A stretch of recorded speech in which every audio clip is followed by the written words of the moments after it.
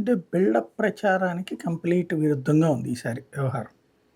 ఇప్పుడు క్రిందటిసారి చంద్రబాబు గారు 2014లో నాగార్జున యూనివర్సిటీ దగ్గర కదా అవును ప్రమాణ స్వీకారం చేసింది. అవును ఆ టైంలో సంతకాలు వరుసనే పెట్టుకొచ్చారు అవును అదే స్టేజ్ మీద. ఉమ్, కాబట్టి ఆ సంతకాలన్నీ పెట్టడం ఉమ్, వాటన్నిటికీ అందులో ఎంతవరకు చేశారు, ఉమ్, ఎంతవరకు చేయగలిగారు, ఉమ్, ఇవన్నీ ఉమ్, ప్రాక్టికల్గా మిస్ అయింది. అవును. అప్పుడు ఏది బెల్ట్ షాపుల నిరోధం అని చెప్పేసి ఇట్లాంటి చాలా చేసుకొచ్చారు. అవును, పెన్షన్ ఒకటి అమలు చేశారు, రైతు రుణమాఫీ, ఉమ్. డ్వాక్రా రుణమాఫీ, అప్పుడు ఇవన్నీ ఏం 2014లో ప్రాక్టికల్. కాబట్టి ఈ ఆర్భాటాలకి దూరంగా ఉండాలని అనుకున్నారేమో అని. కానీ ఆయన చేసిన ప్రచారమే కదా, ఆయన నోటి నుంచి ఆయనే చెప్పారు, చంద్రబాబు గారే చెప్పారు, ఇక్కడ నా తొలి సంతకం ఇది, రెండో తొలి సంతకం సంతకం అదే. ఇప్పుడు దాంట్లో ఏమి ఏ సంతకం పెట్టలేదు కదా, వేరే ఏమి. అదే ఏం పెట్టలేదు, అదే అంటున్నా. అవును, ఆ స్టేజీ మీద పెట్టడం ఎందుకు? తొలి సంతకం అంటే ఇప్పుడు ముఖ్యమంత్రి మనం రేవంత్ రెడ్డి గారు ప్రమాణ స్వీకారం చేసాం, అక్కడ సోనియా గాంధీ ఉండగా, రాహుల్ గాంధీ అందరం ఉండగా ఆయన సంతకాలు పెట్టాడు. లాస్ట్ టైం జగన్ గారు పెట్టారు.